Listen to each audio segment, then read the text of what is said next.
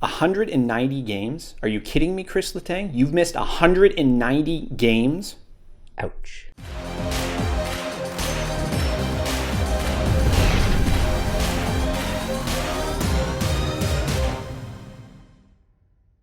Hello and welcome to Post to Post, the channel where we discuss all things hockey and all teams.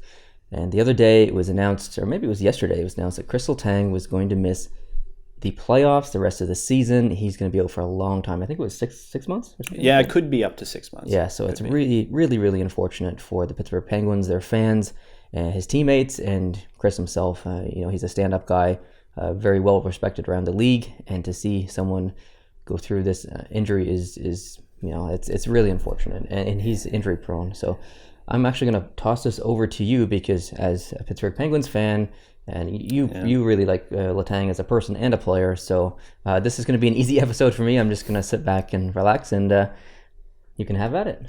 Yeah, well, Kris Letang, he's a very important piece of the blue line for the Pittsburgh Penguins, so it really upset me when I heard this news yesterday. But at the same time, it didn't come as a complete shock because Letang has really battled his injuries since he came into the NHL in 06, 07. But I just wanted to kind of summarize, the magnitude of injuries that Kris Letang has had in his 10-year career. So his first year in the career, he only played 7 games, so I don't really consider that. But his second year of the 82-game schedule in 07-08, he played 63 games, so that means he missed 19 games. His second year, he played 74 games, so he missed 8. Next year, he played 73, so he missed 9. Now, this year, of 2010-2011, as I'm going from beginning up to present, he actually played the full 82 games, which is amazing considering how many injuries this guy has battled with. He had 50 points that year as well. Now in 2011 and 12, he only played 51, so that means he missed 31 games. And 2012, 2013, that was the 48-game schedule due to the lockout, so he only played 35, which means he missed 13. Next year, he missed 45 games. The year after that, he missed 13. Year after that, he missed 11. And so far this year, well, once it concludes, because he's out for the rest of the year, he will have missed 41 games. So in grand total, over his 10-year career so far, he has missed 190 games. That's not even including playoffs. That is staggering considering the amount of money the Pittsburgh Penguins are paying this guy. His average annual cap is $7.25 million. Now, I also wanted to highlight, just for your guys' reference as well, the types of injuries he's sustained and how many.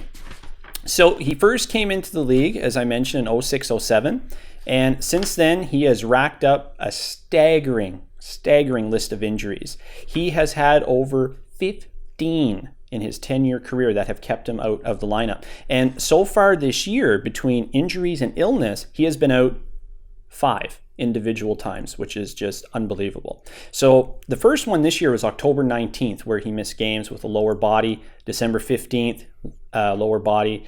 January 10th was illness. That happens. It's understandable. January 15th, he had a knee injury. And then February 23rd was the neck injury that was diagnosed. Now, they had an MRI on February 21st on Letang, and they discovered that he had a herniated disc. Now, right away, they wanted to try to avoid operating on Letang. So they tried to find other methods in order to, remedy the situation, right? Because they knew if they had to go through surgery, they knew he'd be out for 4 to 6 months, therefore they wouldn't have him for the playoffs, that sort of thing.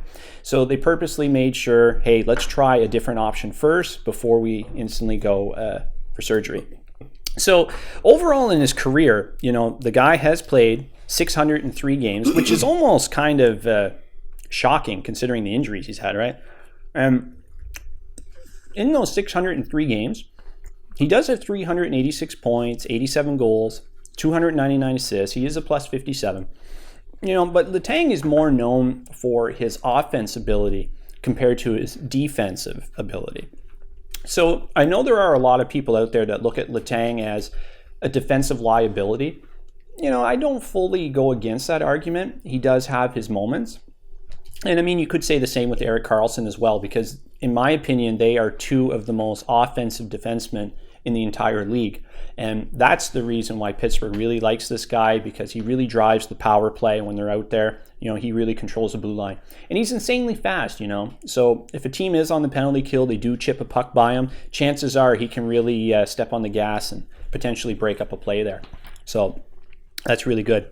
So in 2014-15 was the beginning of Letang's huge 8-year, $58 million contract. So this concludes in 2021-22. So he's locked up with the Pittsburgh Penguins for a very long time. Now the average annual cap hit, as I mentioned earlier, is $7.25 million a year.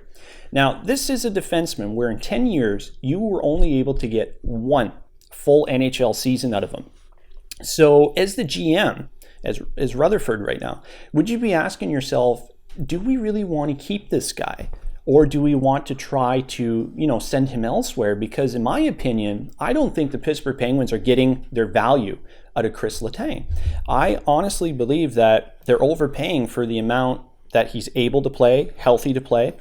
But the other side of it is, okay, when he is healthy and he is able to play, well, he is putting up very nice numbers and he is really controlling the blue line. He's the leader on the back end of that club.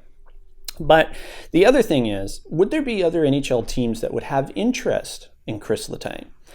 He's very injury prone, and I say in a lot of other videos, so-and-so is the Kris Letang of this team. Like I said in a previous video, Steven Stamkos is the Kris Letang of the Tampa Bay Lightning.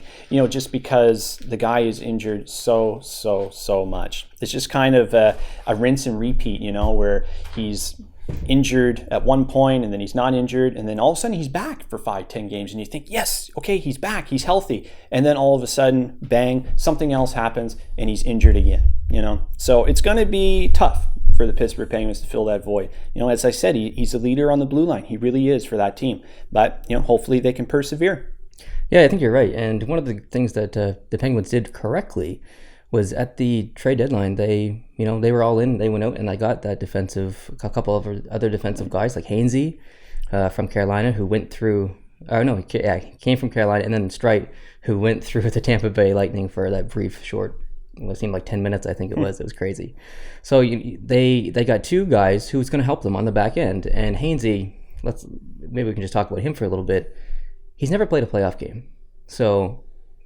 How's this going to play out? It's going to be exciting. It's going to be exciting to see him play in his first playoff game, and for the Pittsburgh organization in the playoffs. How do you feel about Hainsey and Streit? Well, if I were Hainsey, I'd be very excited knowing that you're on a team that's already punched their ticket to the playoffs, and he's finally going to be able to soak in the playoff atmosphere and get some playoff games under his belt. So that's huge. In Streit and Hainsey, they're both more veteran defensemen, and that's what Rutherford was looking for. But at the same time, he really covered himself in case somebody went down with a severe injury. But with the emergence of Justin Schultz for the Pittsburgh Penguins, he's going to be the real offensive powerhouse from the blue line compared to, the other guys that are on the blue line. No knock on them. It's just that Justin Schultz, to me, is a more offensive defenseman than he is, defensive defenseman. Yeah, absolutely. Well said. And so, like I said at the beginning of the episode, it's really unfortunate about Kris Letang. Yeah, we never want to see an injury like that. And who knows what's going to happen next year. Hopefully, he can stay healthy for a long time and finish off his career. And he's so talented. He's so talented. It would be a shame to see him lose even more games after this. So thank you guys very much for watching this episode. We hope you enjoyed it. And let us know down below, what do you think about Kris Letang, the Kris Letang situation, and also the Pittsburgh Penguins. How do you think that they're going to do in the playoffs without Kris Letang? Do you think that, do you think he's actually so important that they might get knocked out of the playoffs because they don't have such a guy back there like Kris Letang? Who knows? I guess we'll find out, but let us know down in the comments how you feel about that. If this is your first video, we hope you subscribe, and if you like the video, hit the like button too. That always helps. And I'm not sure what the next video will be, but until then, we'll see you. Adios.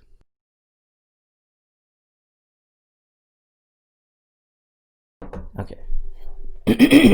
Jesus Christ. Get that under control. I don't know. It's a good thing I'm not talking in this episode.